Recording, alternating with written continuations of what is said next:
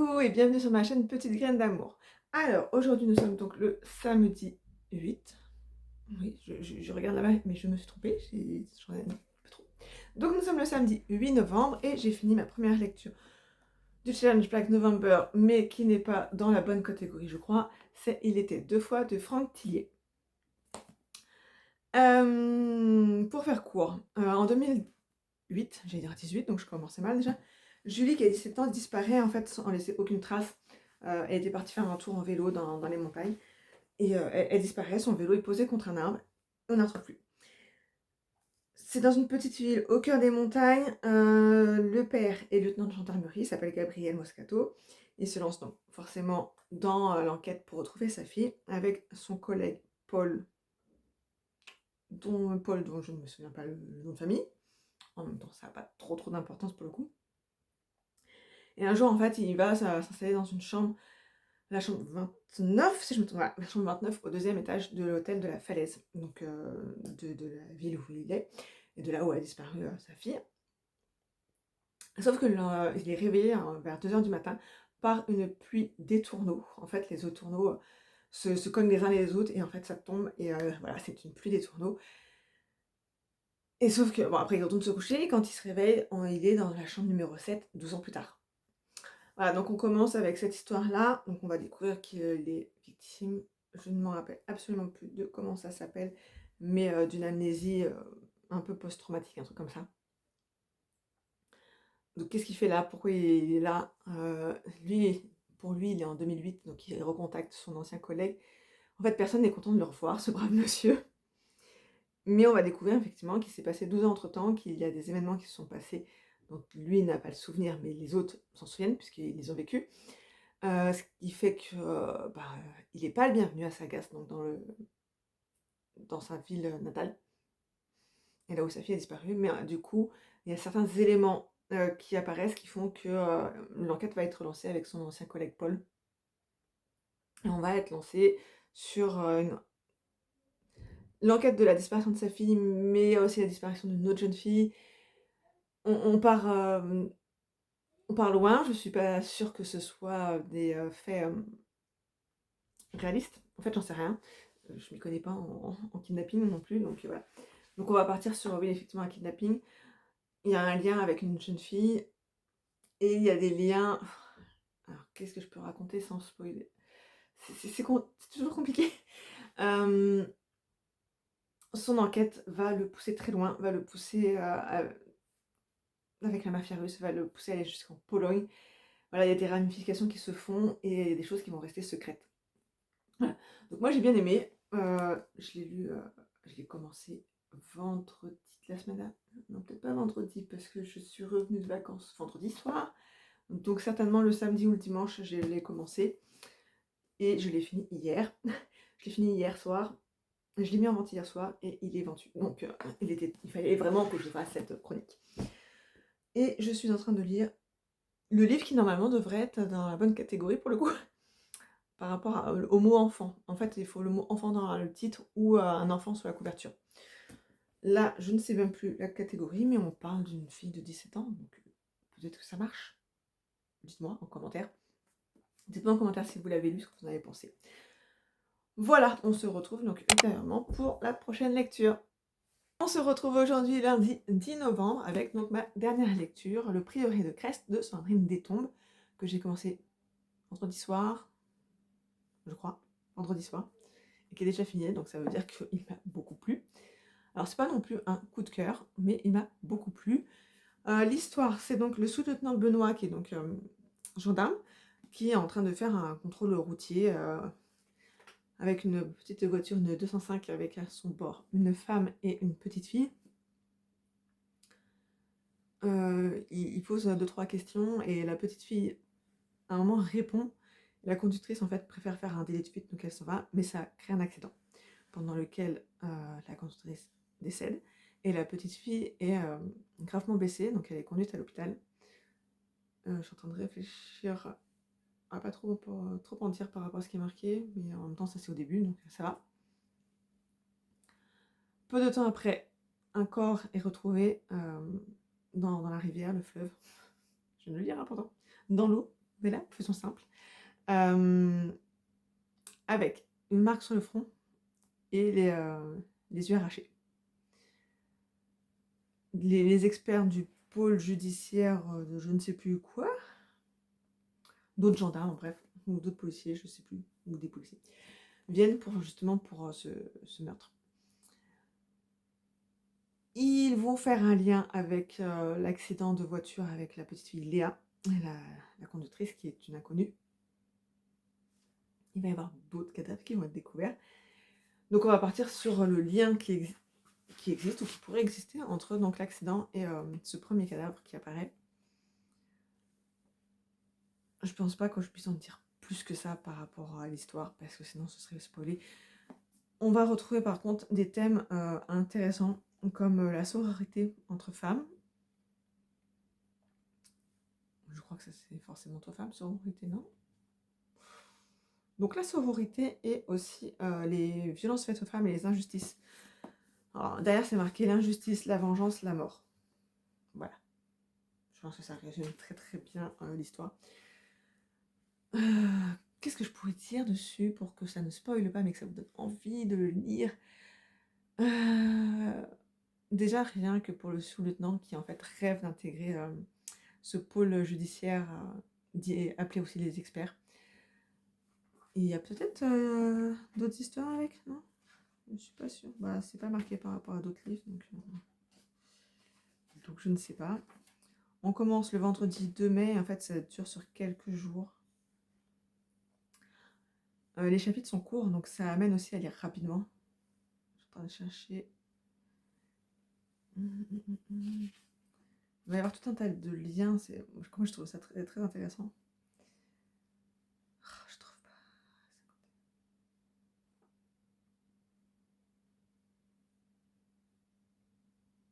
Mercredi 7 mai. Voilà, c'est vraiment sur quelques jours cette enquête qui montre justement aussi le travail des enquêteurs par rapport aussi aux légistes, par rapport aussi à la juge d'instruction, tout ce rapport-là, et puis le rapport, la place faite aux femmes, en fait, aussi, dans la société. Je ne sais pas trop quoi en dire plus par rapport à ça, peut-être que je pourrais lire la 4e de couverture. Madame, je vais vous demander de sortir du véhicule, s'il vous plaît. Le sous-lieutenant Benoît se remémorera longtemps cette scène. Aurait-il agi différemment s'il avait su ce que déclencherait ce simple contrôle routier? Une enfant tourmentée, une mère recherchée, une conductrice dans le fossé, un cadavre aux yeux énuclés. Telle une comptine macabre, son rapport sonne le glas des jours heureux pour la ville de Crest, et la fin de la tranquillité pour les habitantes du prieuré, où l'intrigante Joséphine règne sur ses protégés.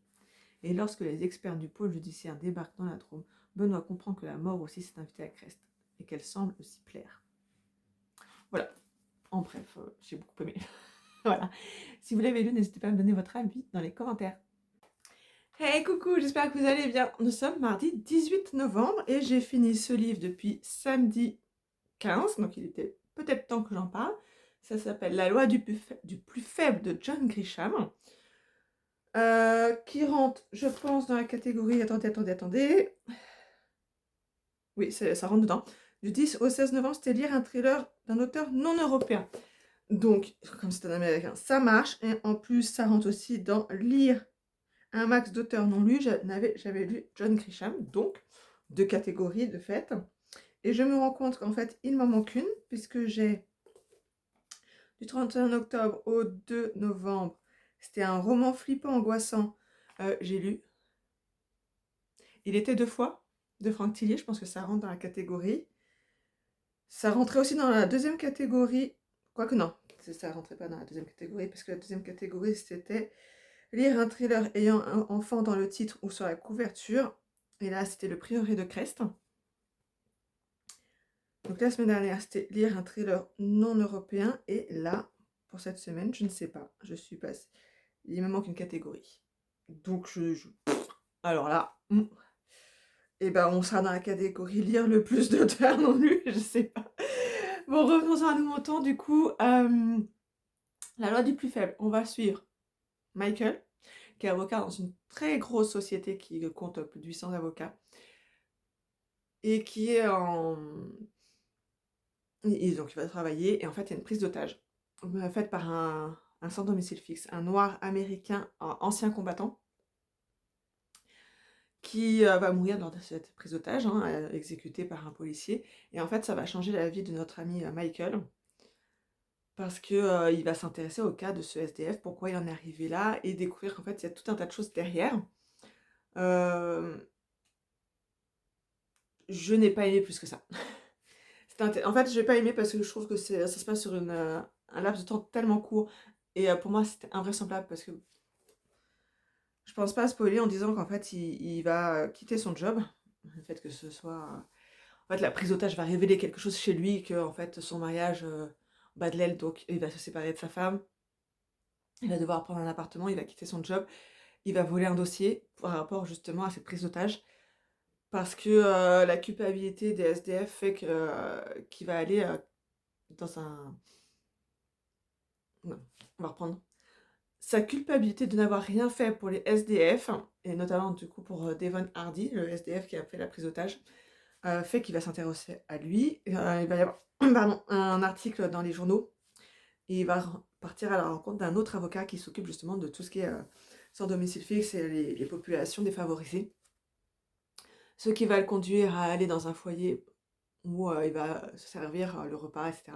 Voilà, pour moi, c'était cousu de fil blanc. Je n'ai pas apprécié plus que ça. Alors, ça ferait peut-être un très joli film, hein, mais sans plus. Sans plus, je trouve que c'était invraisemblable, en fait. Je n'en garderai peut-être pas un grand souvenir. Après, je crois que j'ai un autre livre de cet auteur, donc à voir ce que ça donne. Mais là, l'histoire autour du vol, autour de cette pseudo-enquête pour savoir ce qui s'est passé, par rapport aussi à son cabinet d'avocat, je trouve que c'était sur un laps de temps tellement court, tellement gros, en fait, que pour moi, c'était pas du tout plausible. Peut-être que c'est tiré d'une histoire vraie, je n'ai rien vu par rapport à ça, mais je n'ai pas cherché non plus. Donc voilà. Pour cette semaine dont je n'ai pas la catégorie, je lis Laurent Gounel, Intuitio. J'ai déjà lu cet auteur, j'avais lu L'homme qui voulait être heureux, c'est ça le titre? Que je n'avais pas du tout. Oui, L'homme qui voulait être heureux, que je n'avais pas aimé. Là, on n'est pas du tout sur le même principe. On suit un auteur de romans. Là aussi, je sens que ça va pas être plausible. J'en suis à la page 86 sur. On va pas compter les remerciements. Sur 392. Ça ferait peut-être un bon film aussi. Je trouve que voilà, j'en suis au tout début, hein, page 86, j'ai dit. 86-87. Donc c'est un auteur, il revient d'un week-end. Il revient d'un week-end, en fait, le FBI vient le chercher pour trouver l'auteur d'un. Comment ça s'appelle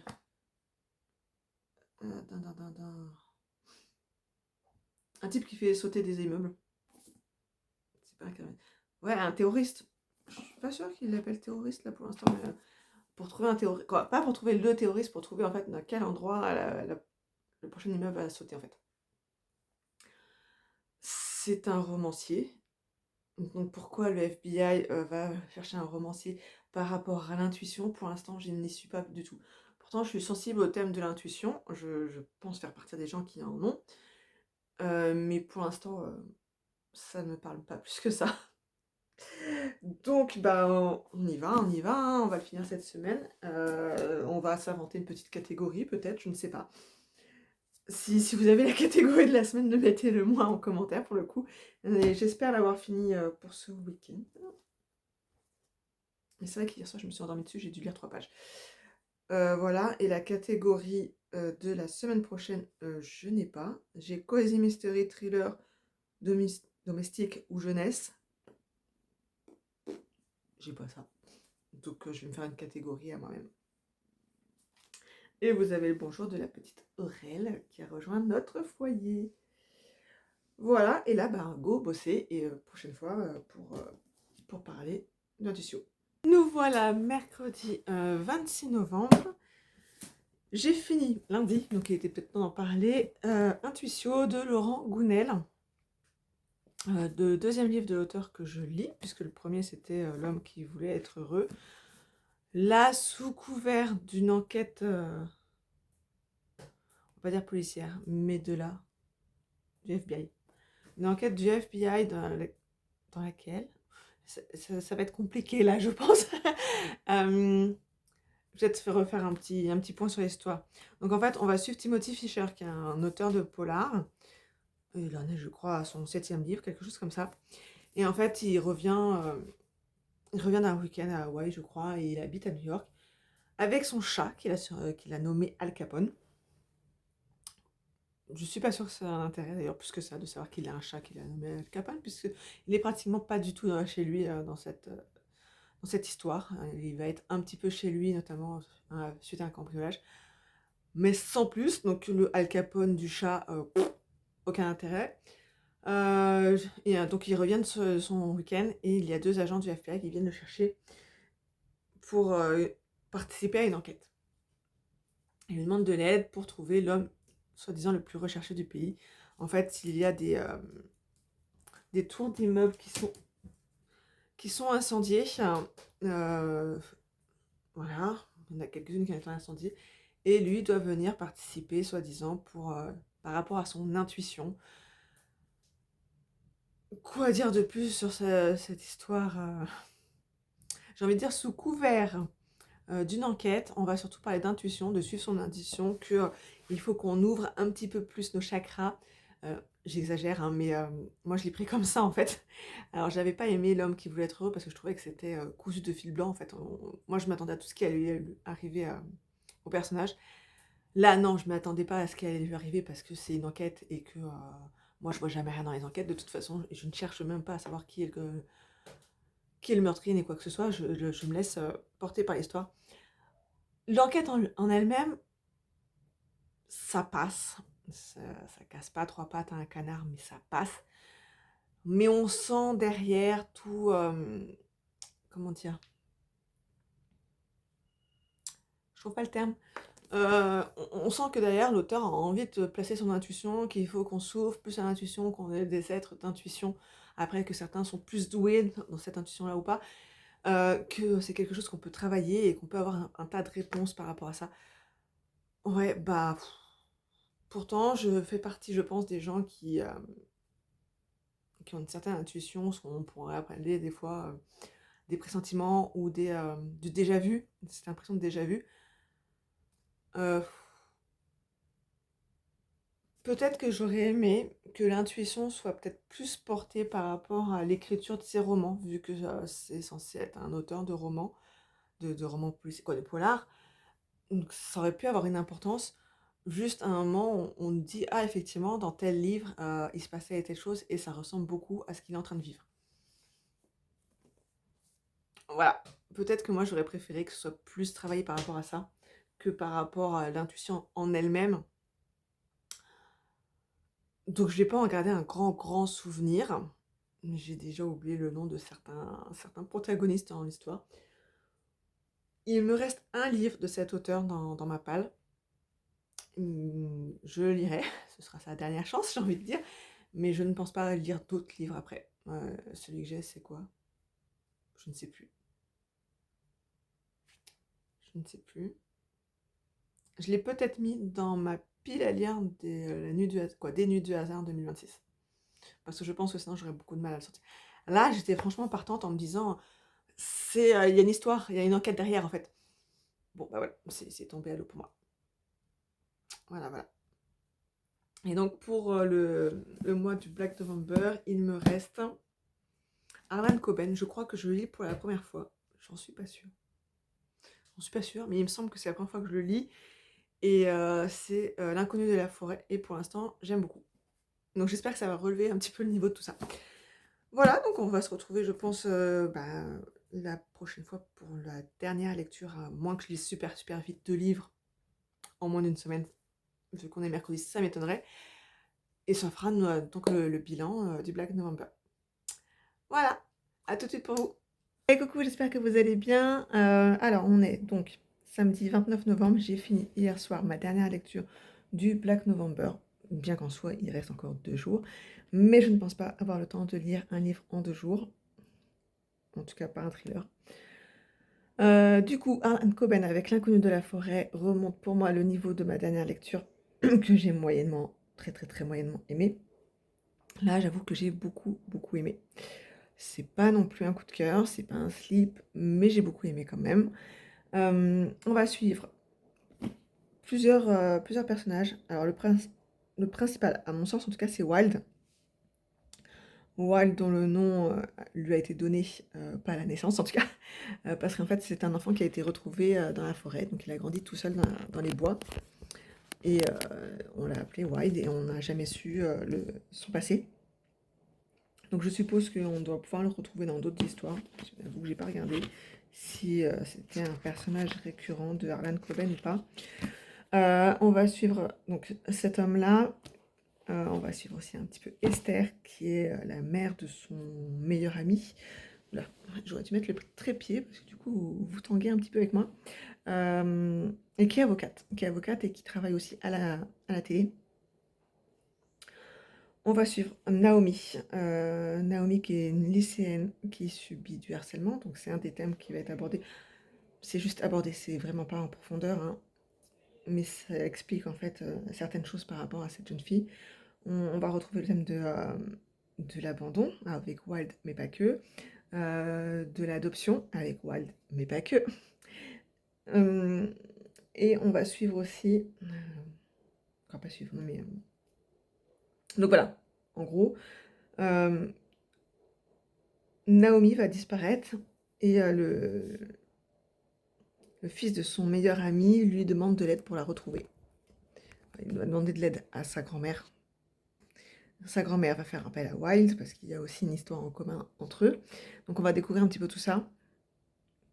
Déjà rien que ça, j'ai trouvé ça intéressant, les ramifications entre les histoires de chacun, en quoi c'est lié. Euh, voilà, j'ai trouvé que c'était suffisamment subtil, c'est pas un gros machin bien lourd. Euh, je n'ai pas découvert l'histoire, quoi, la fin de l'histoire. Après, c'est ce que je disais, c'est que je ne cherche jamais à comprendre. Alors, il n'y a pas de meurtrier, hein, c'est vraiment par rapport à une disparition, quoique. Mais j'ai pas cherché qui pouvait être le méchant, entre guillemets, etc. Il y a aussi toute une histoire par rapport à l'injustice en général et à la justice. Je mettrais un J majuscule pour justice pour le coup, là, avec les lois, etc. Le devoir des avocats, des choses comme ça, quoi. Moi, j'ai trouvé que c'était une histoire. Il y a plein de petites histoires, mais qui sont liées entre elles, quoi. Moi, j'ai trouvé super j'ai trouvé ça super sympa, même si l'histoire n'est pas sympa en elle-même, mais voilà, on va donc le fil conducteur, ça va être la disparition de Naomi, puis la disparition d'un deuxième lycéen qui s'appelle Crash. Donc déjà, c'est très bizarre comme nom, mais Crash, donc, elle va disparaître aussi. Et voilà. D'ailleurs, c'est marqué d'un piège aux ramifications inimaginables. Voilà, c'est ça que j'ai aimé, c'est que on part d'un fil rouge et on va détricoter un petit peu notre pull et découvrir qu'il y a un lien entre un tel, un tel, un tel, un tel, qui forme un tout. Je sais pas si c'est clair ce que je dis, mais en fait, voilà, la disparition de Naomi n'est que le point de départ. Euh, je ne sais pas quoi dire d'autre, sans spoiler, sans raconter plus. Voilà, j'ai beaucoup, beaucoup, beaucoup aimé ce livre, du coup. Euh, je ne vais pas commencer une dernière lecture pour le Black November, parce il me reste deux livres que j'avais choisis au cas où. C'est des poches. En soi, en lisant vraiment tout le week-end, je pourrais, mais je ne vais pas lire que tout le week-end.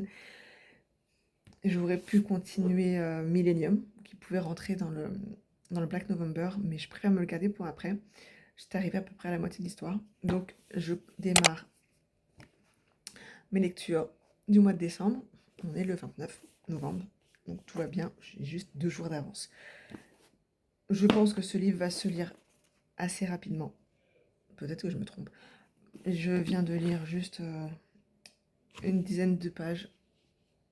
Pour l'instant, je suis pas dans l'histoire, mais il n'y a que 10 pages de lu, hein. On vient de lire par rapport à un personnage, et là, le deuxième chapitre est sur un autre personnage. Donc je pense que voilà, c'est le temps de découvrir les personnages et le lien qu'il y aura forcément entre. Et ouais, j'ai choisi 4 livres et j'aimerais du coup pouvoir 4 livres, mais j'en ai pris un à la bibliothèque. Donc il faudra que je lise, bien sûr, hein, parce que c'est pour 3 semaines, les emprunts. Et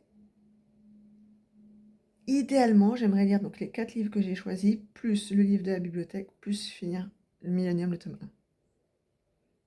On y croit. Voilà. Donc comme d'habitude, n'hésitez pas à me dire si vous avez lu les livres que j'ai présentés dans ce vlog. Et si vous avez des recommandations à me faire, n'hésitez pas en commentaire. Je serai ravie de pouvoir vous répondre. Bonne lecture!